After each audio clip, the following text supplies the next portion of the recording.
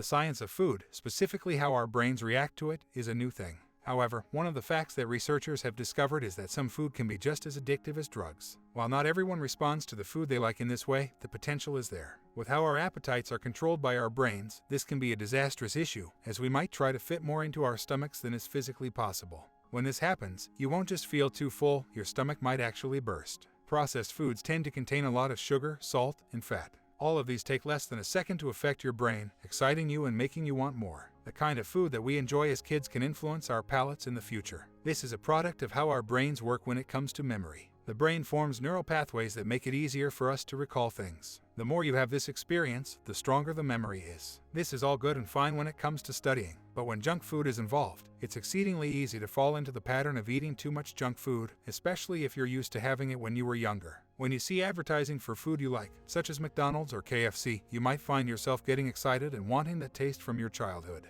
In the very distant past, when humans were still hunting or gathering for food, our bodies evolved so that we craved the kind of foods that filled our stomachs. High-calorie foods are now abundant, diverse, and amazingly tasty. Combined with how our physiology and brains work, this means we're always wanting to have more delicious food, especially if they're calorie bombs. This is a problem since these foods can be addictive and cause obesity in the long run if consumption is not controlled. Thanks to the advancements in manufacturing, food is easily available and prepared. Unfortunately, these tend to be highly processed foods that may not be healthy. While it is mandatory by law to list out all the ingredients used in manufacturing these foods, how many people check them? Thus, we are essentially giving control over what we eat to big companies that don't have our ultimate well-being at heart. In the end, we might be tempted to eat continually and mindlessly, unknowingly addicted to the sugar and salt within our food. With an exponential increase in living standards, food is more readily available and richer. Now, one of the prevailing problems in society, especially in first world nations, is obesity. Food companies have tried to reduce the calories of the products they sell, but that might not be enough to cut it.